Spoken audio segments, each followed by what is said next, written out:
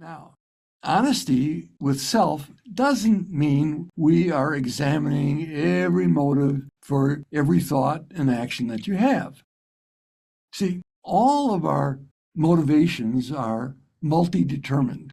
That is, we always have a variety of motivations being voiced by different parts of ourselves. So I do my job here. I'm teaching a class right now. It is to serve my clients, my students, to make money, to change the consciousness of the world, to boost my self-esteem. No, none of these are bad, but we can become unbalanced if fear takes over and emphasizes one to the detriment of the others that serve the greatest love. For example, a person who, like Barbara was saying, the only reason she keeps taking more clients is just to make more money. Well, no. Obviously, she cares about people. I care about people. But I've also had to learn those same lessons that she was talking about. Okay, that means I'm not going to overwork. In fact, when we were making the code of ethics for breathworkers, we looked at all of the codes of ethics that were out there. And the feminist code of ethics had one that none others had. And that was, it was unethical to overwork. It's unethical to overwork because you might think, oh, you're getting more clients or making more money, but you're compromising your service. You're compromising the quality of what you give to others if you go beyond your capacity or what's good for you and pretending you're taking care of others. So there are some choices about honesty that are clear to us as we focus on them. Okay, what's the loving choice? What's coming on the other hand, mostly from fear? But in some cases, it's not immediately clear. Honesty here refers to your willingness to continue looking at your motives and results of your actions with the eyes of love and discernment on an ongoing basis. Then you don't get ego attached to one course of action, but are willing to change if new evidence or insight comes through. So honesty is a process that's coming from a commitment to self and God, rather than a one-time decision point in your life. Joshua counsels the first step for any science, study, or project is to establish a basis for honesty and honest progressions. Compared to that, theories are secondary. If researchers had spent as much time establishing foundations for honesty as they had in proving theories, learning would have advanced a great deal further. The same is true for social engagement.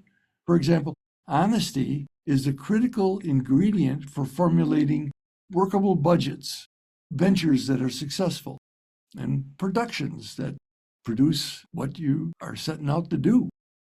Many doors are shut to the dishonest person. Even if they could enter, they couldn't walk through the maze of their own self-deceptions. This includes honesty about habits, relationships, ideas, careers, and plans. You're not going to go further than honesty will carry you. Contemplation of honesty will open the chambers of your heart and opportunities in life which have been hidden from you. So, finally, we're going to use handout 3, commitment to practice honesty. And, in a moment, briefly fill in 1, how I'm willing to be honest with myself this week is.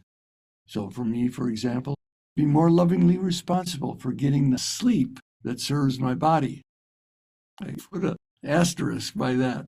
I wrote that down and I said it in public. Okay. Number 2, how I'm willing to be more honest with others this week is. Example is tell my family and work partners the truth of my feelings, wants, and desires. And how I'm willing to be honest with the world this week is, example, listen to my highest guidance about what to take on and what to let go. Okay, let this come from your heart.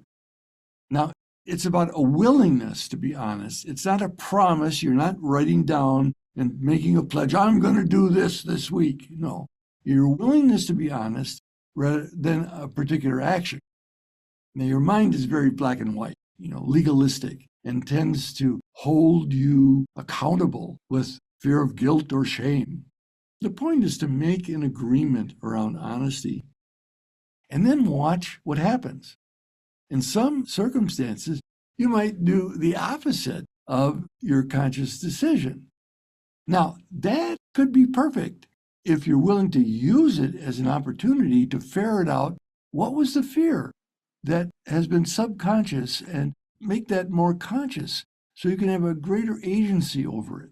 In other words, not doing what you say, and then, okay, so I didn't get the sleep that I thought I needed to this week. Well, what was going on, Jim? Why did you stay up watching reels on Facebook until 1 a.m. or whatever?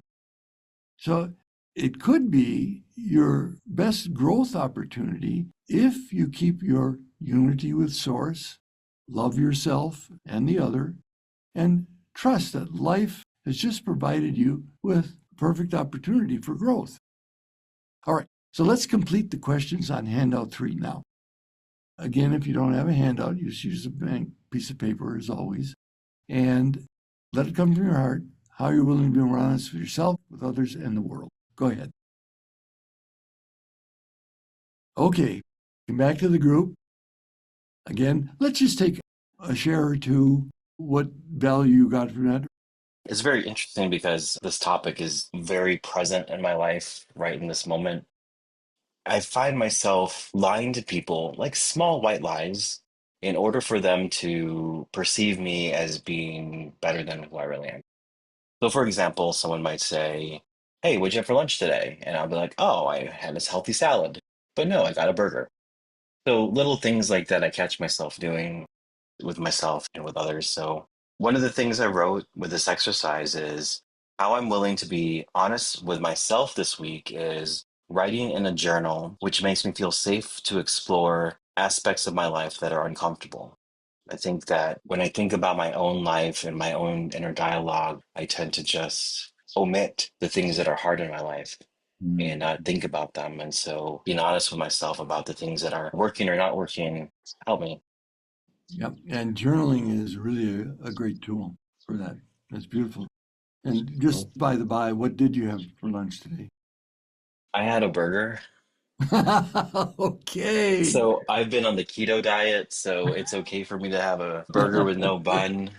Did you And have a bun? Did you have a bun? I did not. Okay, look at that. See? It's been 2 months and I cheated only a little bit. See, I caught myself, guys. I almost said like I've been perfect, but no. There's been times where I'll find something. So thank you, Jim.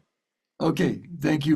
What struck me most today was the idea you don't have to share everything. Yeah. It feels good to share everything, though, if someone asks me. It feels good to be upfront. But I remember, this is embarrassing, but like 50 years ago, I was married to my first wife and I was feeling alone in the marriage and I had a brief affair. And I backed out of it. I felt very uncomfortable with it. And I asked my wife to go to marriage counseling with me. And she asked me, "Are you having an affair?" I didn't think she'd ask me that. And I told her the truth. I said, yes. Had I had to live it over again, I would have shaded. I can't lie and say no, but I would have shaded the truth some. Like I'm getting closer to someone that is comfortable. And before I go any further, something like that. It doesn't quite feel good inside to do that because it's not the complete truth, but it's sparing her feelings. She was really devastated by that. I still feel guilty about that. Yeah. So this would be a good exercise for you to do, not right here or right now, but just to take with you is what it would take me to forgive myself in my relationship with what my wife is. What it would take for me to forgive myself. Because that's the only thing that God, source, or the universe is interested in. It's not what you did, but how do you forgive yourself? That's the payoff. And you could take a tip here and do some journaling on that.